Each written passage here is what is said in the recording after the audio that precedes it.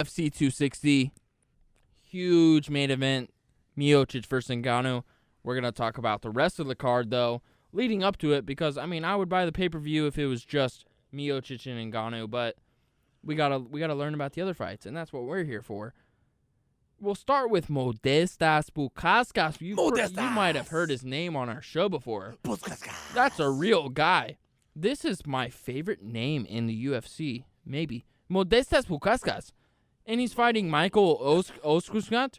And What was that? What was his name? All right, so Michael. Why isn't there a phonetic pronunciation for what this man's name is? So our guy, I mean, he's our guy, right? Modestas Bukauskas. We're in agreement here, right? Modestas Bukauskas is always our guy.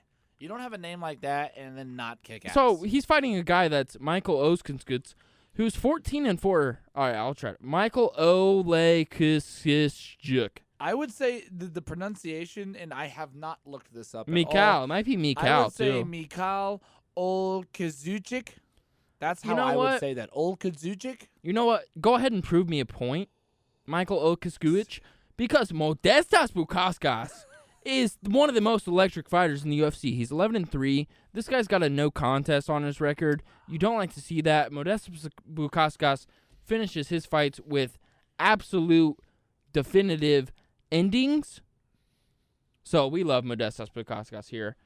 It's a no-brainer. If you were going to put money on it, like, this is our lock. Like, if you're going to put money on a single fight this night, on this fight, it is Modestas Bukauskas. I'm locking it in for the win for Modestas Bukauskas. Thank you. I would say that, Michael, because I'm not going to continue to pronounce his last name. He's fought some solid guys. He's fought some solid guys. Solid guys. He hasn't fought Modestas Bukauskas. No, but he's fought Jan Vellante. He's fought Ovin St. Preux, which he is one of the victims to the very rare Von Flue choke versus offense. Oh, that's not good then. That's not good, because if you get the Flue choke, the Ovin it's the Ovin Von Preux choke. Yeah, exactly. If you get the Preux choke, you just became an instant. Yeah, man, you can't. Yeah, Modestas Bukauskas, you just further proved. Yeah. Bottom line is that's your lock on this card, and it's not a fluke. We like Modestas Bukauskas. He's going to dominate. But then we move on to... It's not really a big question. Basically, Modestas Bukauskas, 11-3 versus 14-4. But obviously, if you're looking at those odds, Modestas has the upper hand. What are the odds? On Modestas. What are the odds? I was saying if you're looking at the... I'm sorry, I said odds. Looking at the records. Oh, okay. The ratio of wins to losses is better for Modestas. You know, fuck it. Bukauskas. But if you can look up the odds real quick while I do a little interlude. We hadn't checked out the odds. The one thing we don't know about Michael or however you say his last name. We don't need to know anything about him. Is everything about the guy. I don't really know much about him. Again, you don't watch this show because we're going to give you the most inside great scoop. You watch this because you have two devilishly handsome fucking announcers and producers right here.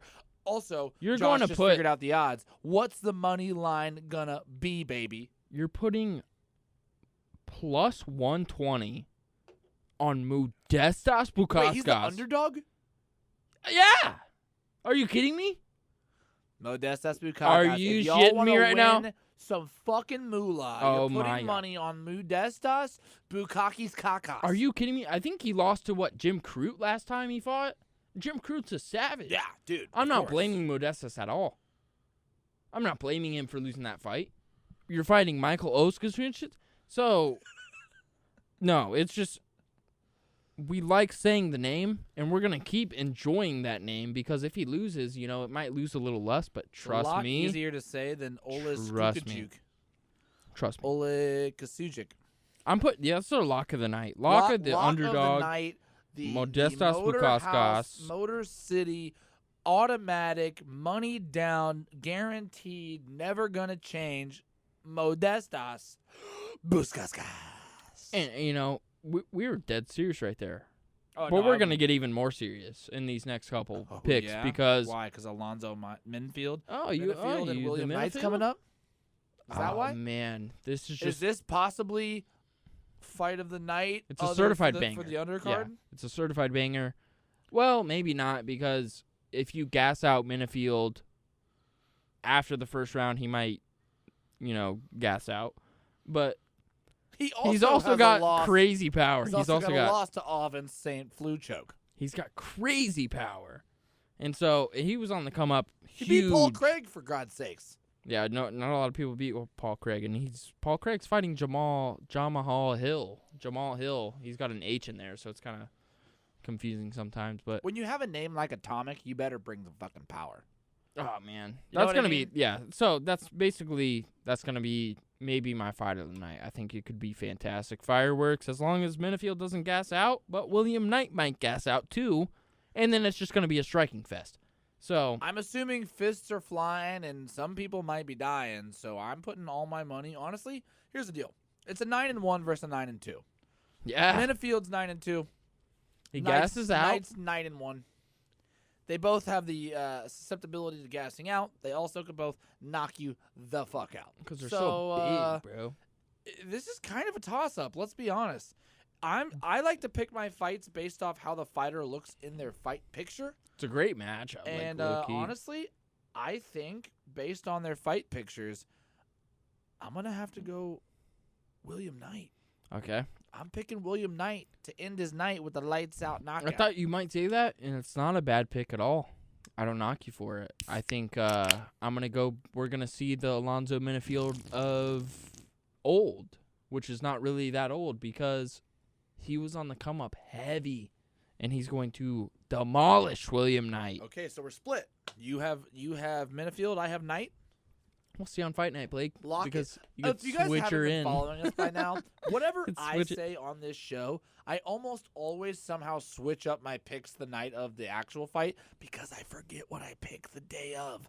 So, Josh called me out on this last time. He said, "Oh, you switched your fight because I picked somebody that he didn't pick, and then Bilal Muhammad. You picked Bilal Muhammad. I picked Bilal Muhammad, and technically he didn't lose because he got fucking eye gouged. Yeah, well, I stuck with it. And you went over to Leon, and you still didn't win. No, yeah, you went over to Leon. Yep. No, but I picked Bilal Muhammad, and then I picked Leon, and then nobody won the fight. Exactly. Well, I didn't lose. You didn't lose. And you didn't win. So by switching. So you shouldn't have switched. That's what I'm saying. No, but that's what I'm saying. The switch had nothing to do why you owe me food. Is that why you owe me a steak dinner is because I had the better record at the end of the night. Well, you switch your picks from those didn't matter. Those are non-contests. They don't count in the records. This doesn't matter, Blake? No, this matters. Exactly. And then you switched it. It doesn't matter if I switched my pick. Yes, it does. What I'm saying is you got to provide the explanation. You got to provide the explanation of why you switch your picks because you give your picks on this fight or you give your picks on the podcast. It didn't matter.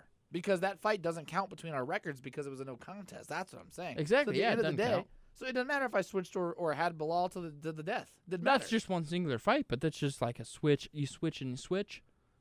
You know, folks, we can't this allow is what it. we call sore losing. We can't allow it. You can't handle the fact that we the can't guy allow a who switcher knows the least, and a switcher. But you know, gambles and wins the most.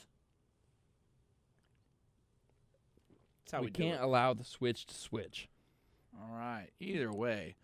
William Knight's my guy. Alonzo Minifield is your guy. Moving on to the next fight, we have Sugar Sean O'Malley, part of the Funky Bunch with Ben Askren and Chase Hooper over there. Unofficially part of it, but officially part of it, even though he's never answered. Versus the man. He doesn't want to be a part of it because he's not a curly-headed. He's not a winner apparently.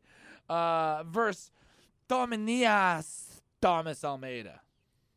That's a weird nickname. That's what I thought. I was like, his name is Thomas Dominias? I mean, my introduction to Thomas Almeida was him getting absolutely slept by Cody Garbrandt. And then ever since that fight, you can look back at that fight. Ever since he lost to Cody Garbrandt by knockout, he fell apart. Yeah. He's very chinny. He did have hit him on the chin. Albert Morales. Who's that? Doesn't matter. But Jimmy Rivera? Nah. Rob Font, who we're trying to have on the show, hasn't answered us back yet. Thanks, Rob. You could also argue, who's Sean O'Malley? I mean, he's got a 12-1 record. We all know him. We all know Sugar Sean. He's gained this notoriety because of his flashy style. It's just depends on if he also gained his notoriety because it depends on if you think Sean O'Malley is a good prospect or not. because there's people out there that think he is Dana White obviously not thought he was a good prospect. Yeah, I know. I'm not saying I am. I'm one of those people. Did he not fight in the Contender Series, or was it Dana White's looking for a fight? Contender Series. Contender Series. He obviously was Did you good know enough to win that. He was good enough to win that, and He's he good enough to dominated sleep in Eddie that. Wineland one punch. He dominated the Contender Series. So UFC wants to push this guy. They're giving him a guy that is very susceptible to knockouts. And that's the bottom line of this fight. Thomas Almeida is very chinny, but Sean O'Malley does not have anywhere near the experience of Thomas Almeida. Yeah, That's but the he's bottom got line. experience in fighting. Look, I mean, he beat Takanori Gomi. A little old, but he was still O'Malley or O'Malley. Beat Shit. Takanori Gomi. He faced Hector Lombard and ended up losing by an ankle lock. Now Hector Lombard's also. are these jiu-jitsu matchups or what do you? They were grappling bouts. But that doesn't matter because they're still. It shows off the fact that he has faced guys on the ground, which we know that Almeida likes to do. What? Go to Strike. the ground. No, Almeida likes to go to the ground too. He Very likes much so. Strike. He has a ton. He has some submissions. Yeah, well, he fell in love with striking a little bit ago, and if he does that, I mean, yeah, he better take O'Malley to the ground if he wants to win. But he fell in love with striking. That's what makes it a good matchup for O'Malley, is because a lot of people think O'Malley's gonna win this fight. Well, and I would also say that the reason that O'Malley lost his last bout wasn't because Marlon Vera just outright beat him. He fucked his ankle up in that match. So he wasn't able to compete at his highest capacity. When he usually comes out looking really well, looking, his striking looks crisp, his kicking ability looks crisp. Then he got compromised, and when you can't stand, it was kind of a cheap win by Marlon Vera. He had not to say that Marlon Vera didn't deserve a win or that he's a bad fighter, but it was kind of a cheap win. He had a couple leg kicks in there, and then I do think O'Malley kind of quit in that fight. I mean, he might have been compromised, but he definitely quit. We know for a fact he was compromised, but I think when you've never been compromised before, I think it's also a little hard to continue if you've never been through the adversity before. And I agree with you. I think he did kind of tap out without tapping out. Yeah, I also didn't like the stoppage in the fight, but I think the ref knew he was compromised and he was giving up. But we can agree this is a good fight for O'Malley. Yes, it's a great fight if for O'Malley comes in and beats Almeida, good matchup, right back, style. He's right back to where he left off. If he loses to Almeida, he significantly loses a lot of steam in the UFC. So it just depends on O'Malley. How bad do you want it, my big dog? Well, how bad do you want to beat this guy? How bad is the how question? How hungry are you? And what's so funny is, we're sitting here talking about who you're going to put your money on. Sean O'Malley expressively came out and said, "Do not put your money on me." He said, "Last time I told you to put your money on me," and Marlon Vera ended up taking home the money. He said, "I still have people texting me that say I owe them thousands of dollars. So guys, go ahead. Put your money on Almeida. It's a part of the game, And you know what? This is one of those things. Is he saying put your money on Almeida to kind of bolster the chip on his shoulder to say, hey, I'm going to come out and make you guys were mad that you lost money on me last time. You're going to be mad that you lost money on this time when I come away with the dub. That's what I think he's doing. I think he's trolling the game. I just don't know how to feel about O'Malley because he's always, smoking the reef, dude. He's plugging his Twitch. He's just trying to do everything else besides fighting. And that's what he's good at. He's got a small frame. We can't deny it. He's got a very tiny frame for UFC, for mixed martial arts. But he's also got excellent technique. He's got great striking ability. Great technique. Like his spinning back kick could end Almeida. I mean, you saw the way he set up his knockout versus Eddie Wineland. He just hit him with a fake little uppercut and then bam with the cross. Yeah, it's Eddie Wineland. I'm not taking too much out of it. No, I know, but it was the way he knocked Wineland out, not the fact that he knocked out Eddie Wineland, because Eddie Wineland's been knocked out the last 3 times now. Yeah, it's the same with the way that he knocked him out was a walk off. It was a one and done. I'm looking at this fight kind of like a young Cody Garbrandt versus Almeida. And they were in like a big firefight in that fight. Like, they were striking, exchanging, and then Cody Garbrandt ended up landing the bigger power shot. Does O'Malley have that kind of power? Maybe. I mean, he's kind of shown it against Eddie Wineland. He definitely has some type of power. Almeida's chinny, but it's. I feel like it's a risk if you're picking O'Malley. I do feel like it's kind of a risk. I think this and is your underdog bet of the night then. Well, Modestas is my underdog bet of the night. Well, no, so. I think that I honestly think that's a miss money management situation. Mismanagement. I think even though he is your underdog, I don't think he's actually an underdog in that fight, and I think he's going to be your winner. I think Sugar Sean O'Malley, because I'm assuming he is the underdog. Do you have the O'Malley's the underdog? I would assume No so, but I don't know. I feel now, like maybe because of Vegas. O'Malley's a big ass favorite in this fight. That's what I would say, and if that's the case, then I think they've switched these up. Odds. I want the odds.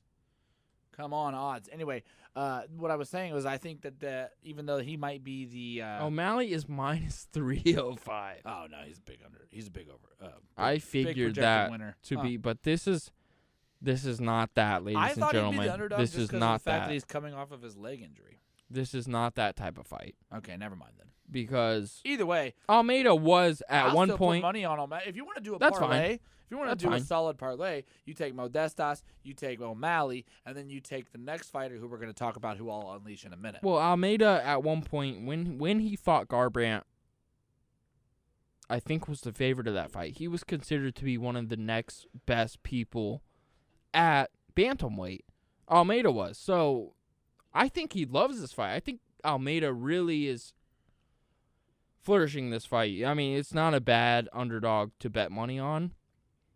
It all depends on Sean O'Malley, man. It's really all depends on him. Sean O'Malley. How do you come out? How do you look? At the end of the day. So I'm not gonna make a pick tonight. I'm gonna make my pick on Saturday. It might be Almeida. No, fuck that. I'll make my pick tonight. Sean O'Malley. Sugar Sean's taking it home. He's minus 305. That's easy. Yeah, well, yeah, but I don't think that it's. I don't think it should be that easy.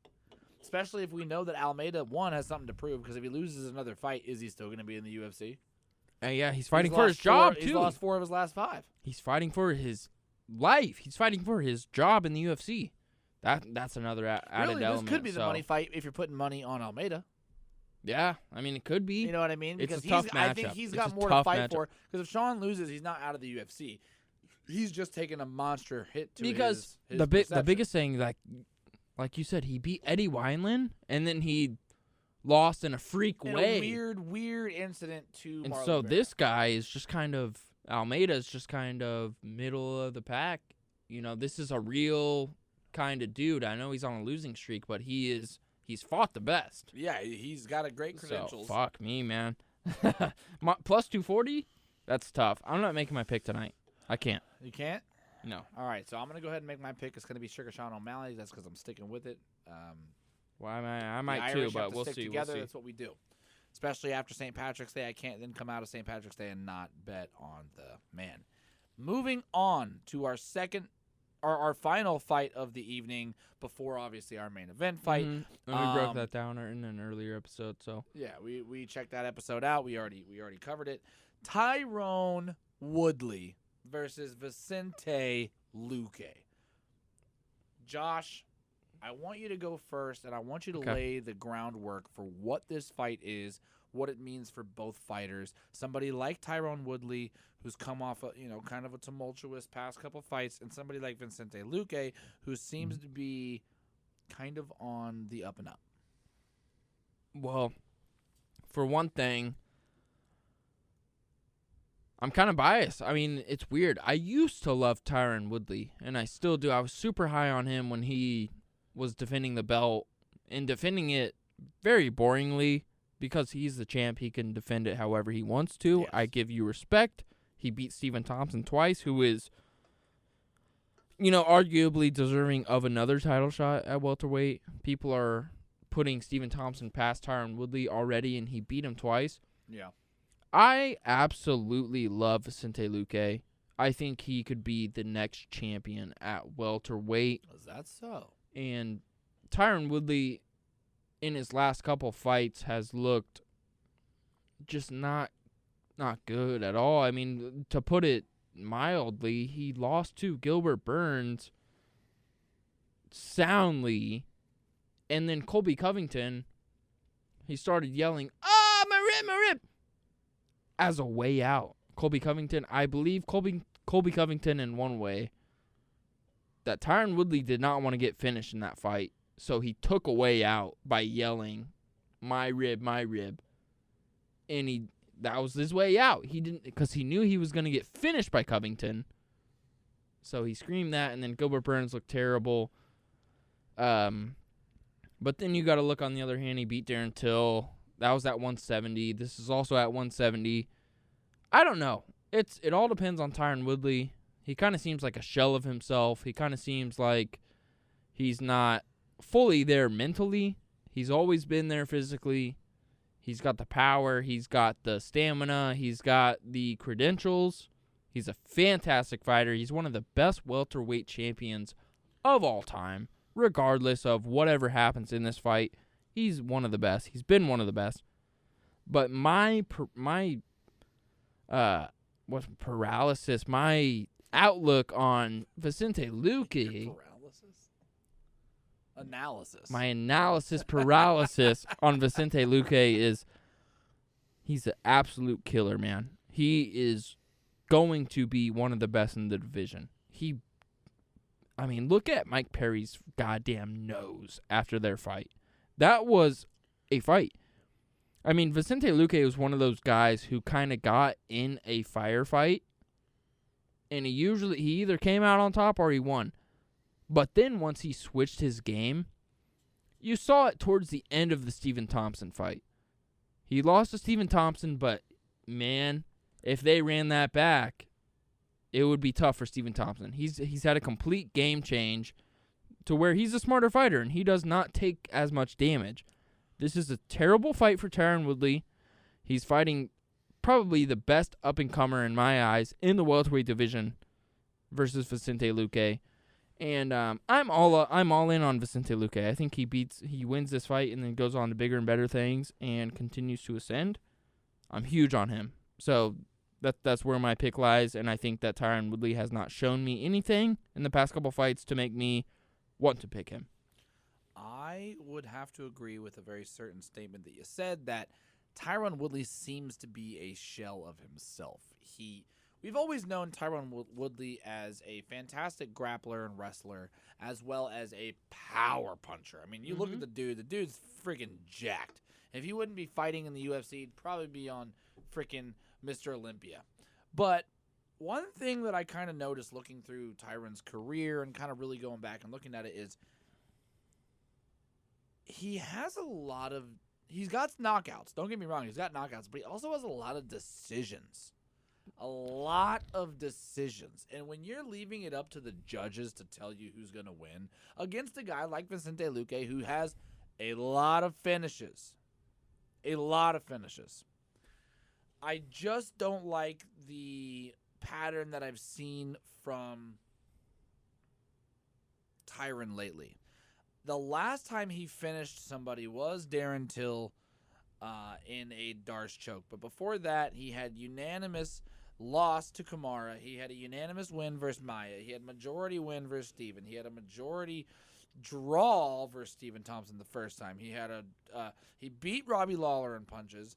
He was a split decision versus Gastelum. He beat Dong Young Kim in punches. But before that, he lost to Rory in unanimous. So he's got a lot of decisions, and I think that unless I see something from Tyron, who's somebody who's always been able to talk the talk, I just have a hard time picking Woodley in this fight because of what we've seen the past. It's not it's what you've done for me lately.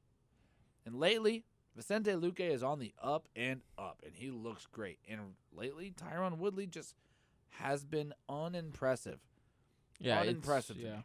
Easily Luque's toughest battle, though, to this point. Easily Luque's toughest fight. And maybe Woodley senses that. Maybe Woodley says, hey, you know what? I reevaluated my career so far. This is where I'm at. I need to actually come out and throw power punches again.